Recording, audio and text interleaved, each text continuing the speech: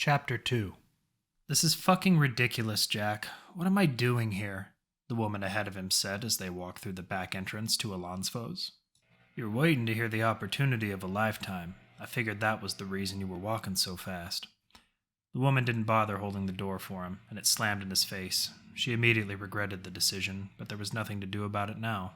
"Nice," he said, kicking it open with his boot. "Go downstairs and find a booth and get me a drink. I'll be down in a minute." He didn't even look at her and made his way up the side stairs.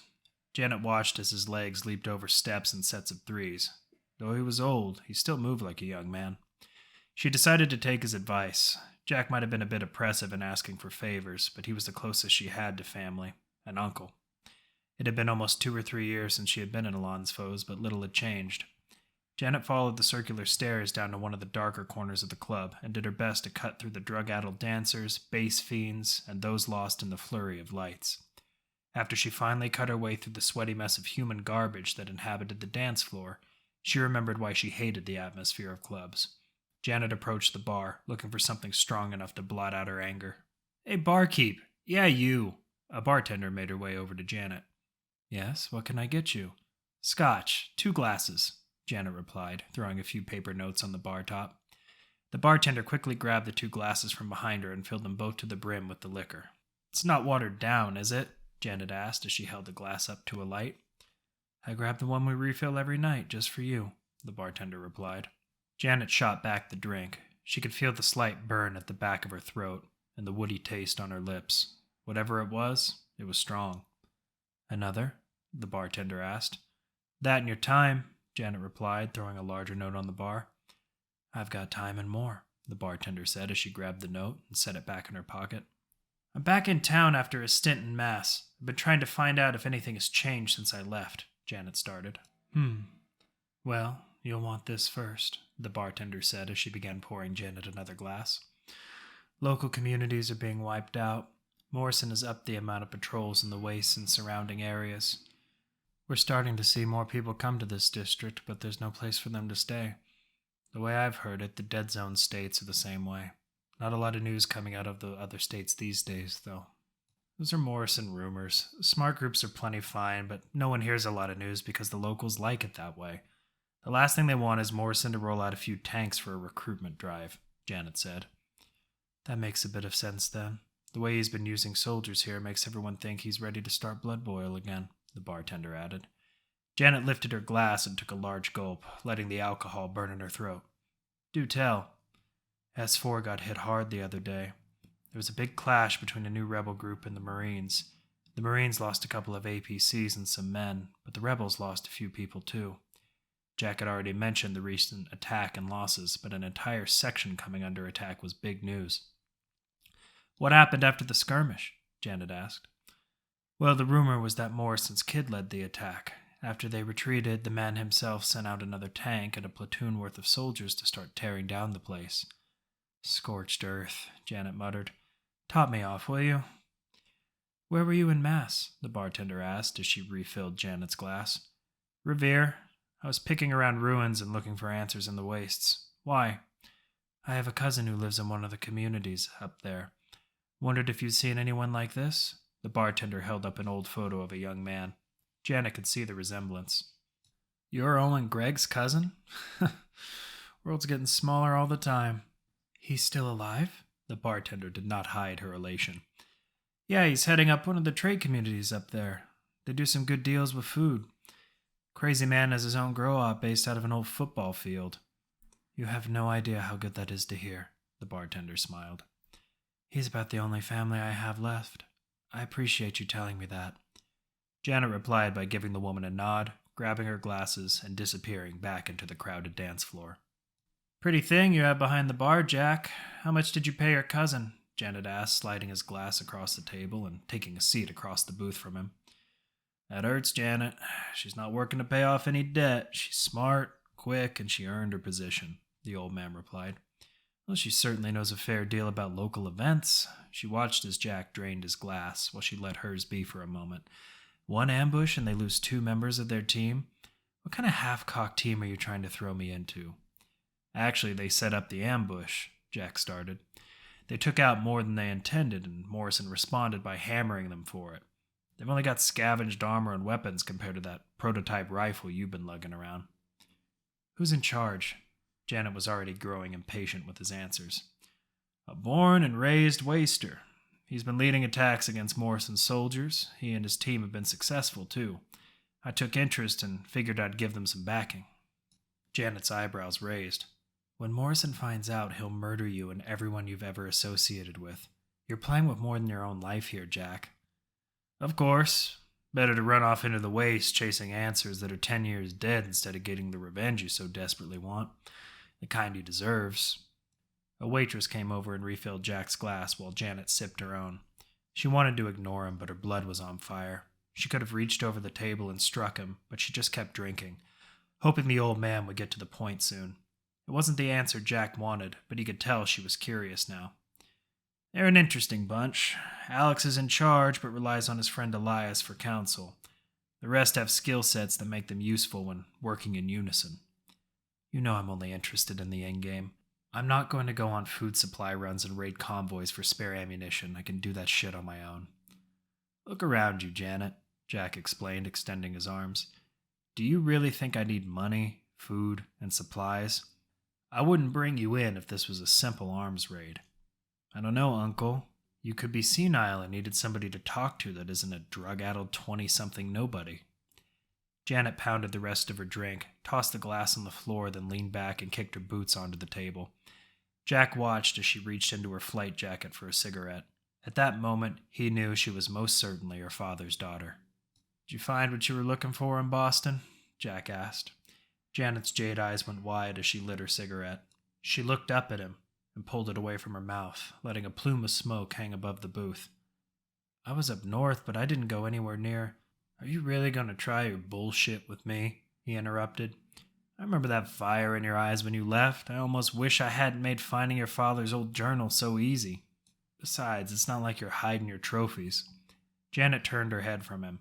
Jack enjoyed his mind games, but as she thought about it now, it was odd that her father's notebook had appeared in her things not long after the last time she visited her alcoholic uncle. She thought Jack was referring to her assault rifle lying next to her. It was jet black and heavily modified. A medium-range scope sat on top. There were grips at every handhold, a grenade launcher attachment, and the barrel was extended for longer-range combat. It was a tool for the ultimate soldier, and the only one her father had ever made. You know I had the gun when I left the first time, she said with disdain. I'm starting to think that your grays are catching up to your mind. Not the attachments. I know you didn't get any of those from me, but that's not what I'm referring to. He pointed to her neck. Those were your dad's, aren't they? Janet's hand immediately went to the two plates dangling around a chain on her neck. They are, she replied, grasping the tags tightly in her palm. After reading his journal, I poked around a few of the old National Guard depots up there. You found his last deployment before the war? He asked. Fort Freedom, she said the words with contempt. Not a fun place, if it ever was, but I got what I wanted out of there. People who live there, not so much. So that's where he got his start with Morrison, Jack noted. That's a hole you don't want to dig into, old man. And this isn't what you brought me here for. Jack looked at her sternly for a moment. Janet's father, Eric, had served in his squad for a brief time before the war that destroyed the world. Then I'll let it go. For now. You'll let it go regardless, Janet said harshly. Jack's mind was swimming with the thought of how Morrison found Eric and his platoon so quickly. More than that, why Eric chose to work with him in the first place. In the end, it worked out. Jack and Eric discovered that each other survived once they were both in Morrison's corps. It's a simple goal. Cripple the Marines, storm the tower, and kill Morrison, Jack laid out. Janet didn't bat an eyelash and tossed her cigarette into Jack's empty drink. All right, I'm in. You went through all that nonsense just to take the offer? Jack cut out a small chuckle. Anyone crazy enough to ambush a platoon of soldiers, live, then get the idea to kill the tyrant in his castle warrants respect. Or pity. With you backing them up, this is bound to be a hell of a ride. Spoken like a Trishella, he said sarcastically, punching up the order to another drink. Yeah. So when do I get to meet them? Jack leaned back and threw his feet up on the table just beside Janet's. They've had a grueling day, and I'm not about to throw more fire at them just yet. She crossed her arms and stared back at him, clearly displeased. Not tonight, anyway. Have a drink, get some sleep, and get ready. None of you have any idea what you're in for. When morning finally came, Alex, Elias, and Layla awoke to Tyler seated at the large oak table in the center of the flat. How'd you get here? Alex asked, taking a seat at the head of the table. Elias took a seat at the opposite end while Layla sat close to Alex. When you two didn't come back, I got anxious. The old man had bouncers waiting for me when I came through. Then they brought me up here, Tyler replied. As the team sat down, some of Jack's workers from the bar came in with large trays. At first they were confused until the smell of eggs, bacon, and syrup filled their senses. It wasn't long after the four started eating that conversation struck up. This ain't a half-bad setup, but I hope you didn't go about selling our souls for a few pieces of pig, Tyler commented as he took swigs from his flask while powering down thick cuts of bacon. You wouldn't believe me if I told you.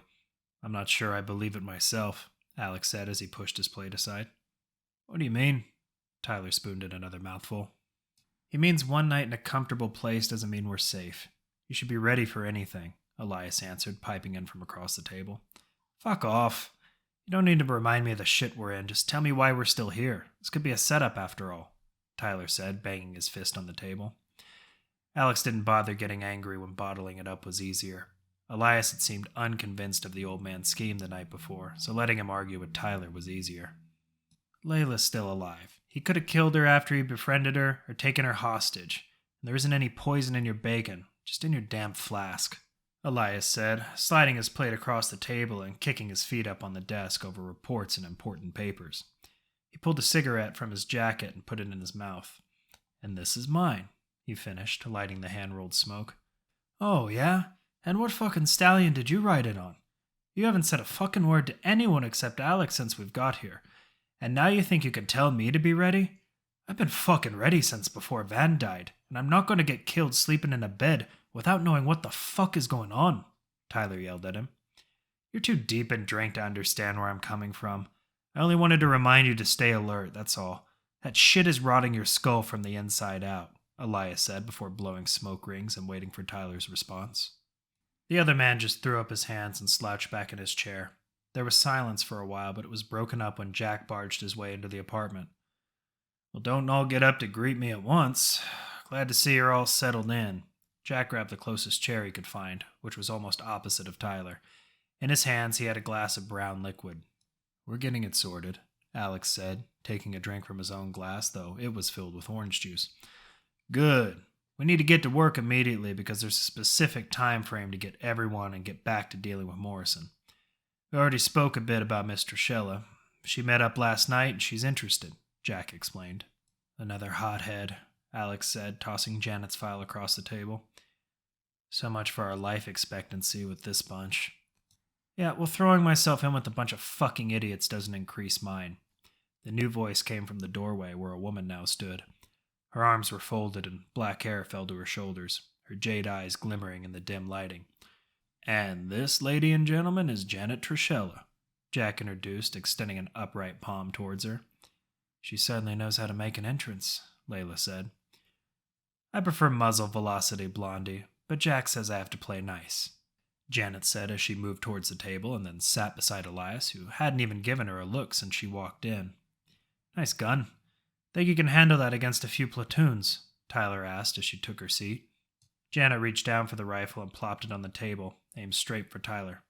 Take a wild fucking guess, Slick. Tyler shook his head and went back to his plate.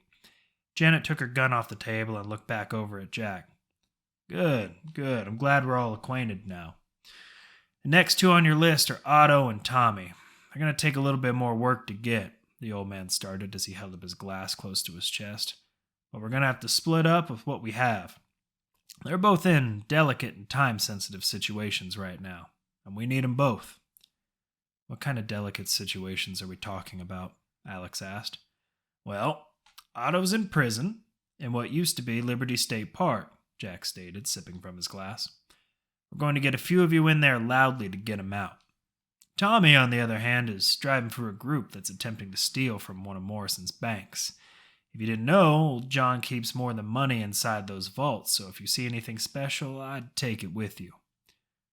Bursting through thieves doesn't sound too challenging, Tyler remarked. Not especially, except Morrison's been tipped off to the thievery.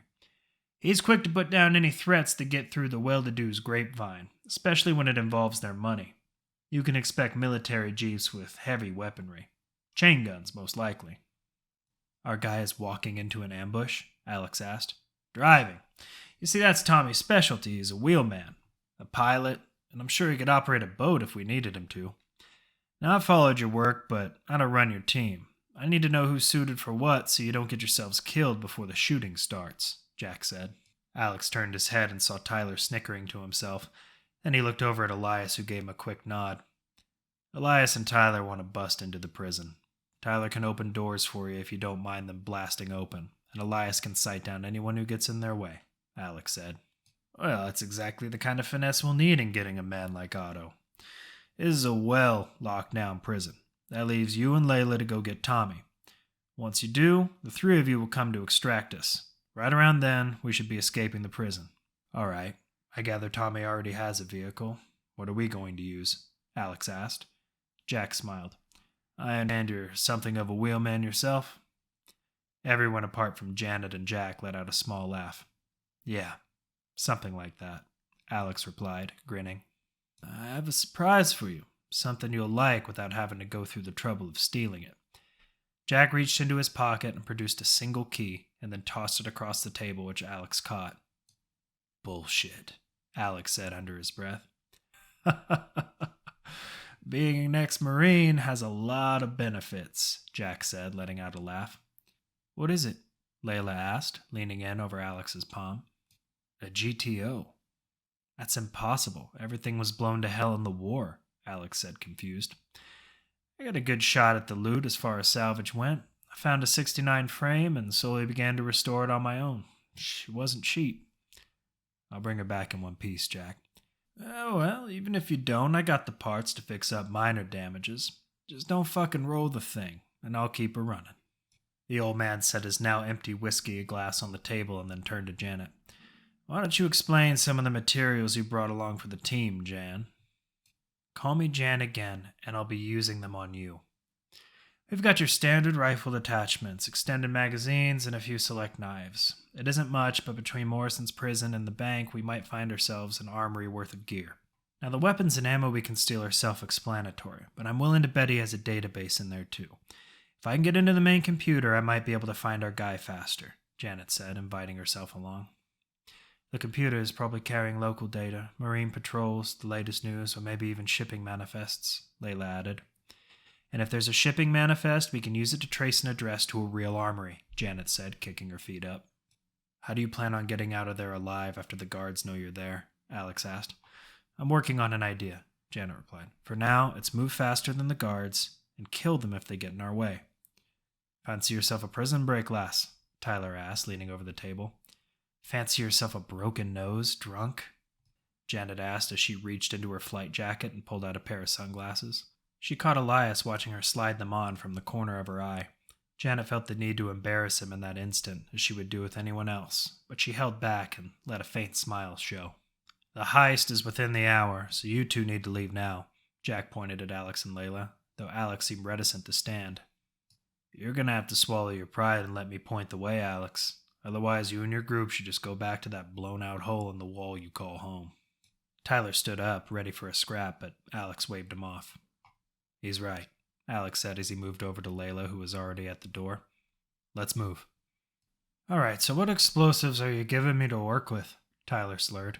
Just what Janet brought with her. I don't exactly get weapons shipped in from Morrison. Last thing I want is to get caught up in his business loop, Jack explained. Loop? Elias said, twirling a fork in one hand. If I accepted weapons from Morrison, he gets permission to sweep the club whenever he wants or use it as an outward barracks for the wastes. It'd be rare because we're in the entertainment district, but he's been prone to drastic action as of late, Jack responded. I'm sure Janet has something you can use, Tyler. She didn't look happy, but pulled her flight jacket to one side and opened a pouch containing two square-shaped objects. Catch, she said, tossing them to Tyler. He bobbled them both to the ground. Military-grade explosives, Christ, Tyler said. There's enough there to blow the doors off a bank vault. Janet reached back into her jacket and pulled out a Ghana cigarette. If Jack says you're the bomb man, they're yours, Janet said, turning towards Jack. Just as long as he can remember which wires to cut. Tyler turned his head up at her. What's that supposed to mean? Don't worry, Irish. I'd rather have a drunk set the bomb than drive, she added. I can handle myself just fine, slag, Tyler spat. Elias was shaking his head. She hasn't even been around you 5 minutes and she knows you're an alcoholic. You need to get your shit together. Tyler stood up and threw his plate across the table at Elias, narrowly missing his head. Fuck you, you cold son of a bitch. I'm not like you. I can't watch a friend and a brother get gunned down and not hurt from it. I saw how you looked when Remy died. You could give a fuck if it advances Alex's stupid goal. Tyler slammed his fist down on the table. Everyone gathered around it was silent, and no one moved to stop Tyler in his drunken anger. Elias remained in his chair, looking down at his dirty shoes and the documents and reports that were under them rather than focusing on his misguided friend. I didn't pull the trigger that killed Van, and I wasn't in the tank that threatened all our lives.